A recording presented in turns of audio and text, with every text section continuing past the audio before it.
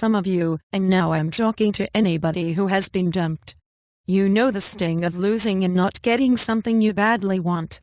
When that happens, show them what you are made of, she said during a commencement speech at Wake Forest University in North Carolina.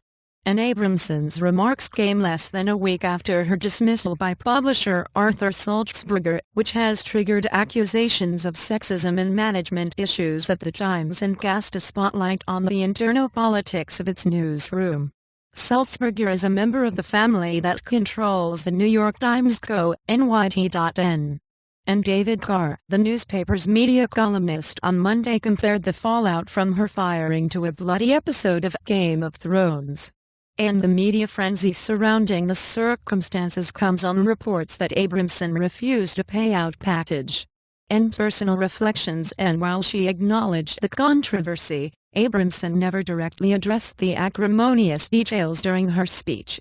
And instead she touched on many influences in her life, including her parents Catherine Graham, who led her family's newspaper as publisher of the Washington Post, and her Times colleague James Rison.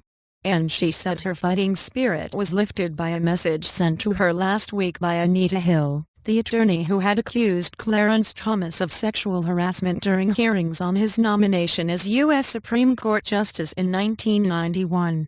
Abramson co-wrote a book with New Yorker writer Jane Mayer about Thomas. And Anita wrote me last week to say she was proud of me. That meant so much, Abramson said. And during her tenure at the Times, Abramson famously had the newspaper's iconic T tattooed on her back. When asked if she was going to remove it, she answered, "Not a chance." And I thought it was great, said Kelly Thompson of Maumelle, Arkansas, who was at Wake Forest to see her son graduate after Abramson's speech. She approached it head-on.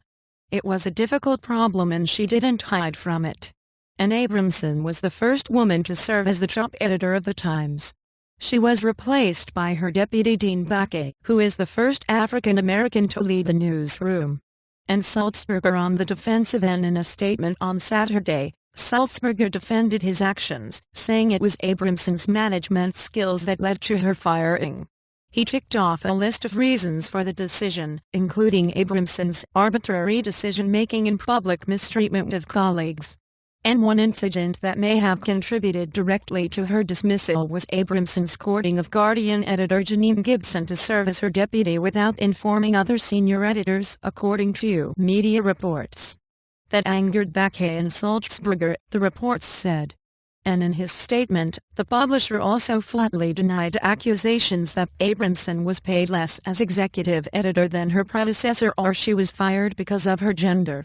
And in closing her speech, Abramson related an anecdote about her mother's knitting projects. Some of them turned out and others were itchy, she said, but her mother never stopped working hard and taking chances. And so today, you gorgeous brilliant people, get on with your knitting. And, reporting by Ken Otterberg and Winston-Salem and Jennifer Saba in New York, editing by Christian Plum, Francis Gary, Safina Merzarade and Bernard Orr. And back to top. And Thomson Reuters is the world's largest international multimedia news agency, providing investing news, world news, business news, technology news, headline news, small business news, news alerts, personal finance, stock market, and mutual funds information available on Reuters.com, video, mobile, and interactive television platforms. Thomson Reuters journalists are subject to an editorial handbook which requires fair presentation and disclosure of relevant interests. And NYSE and Amex quotes delayed by at least 20 minutes. NASDAQ delayed by at least 15 minutes. For a complete list of exchanges and delays, please click here.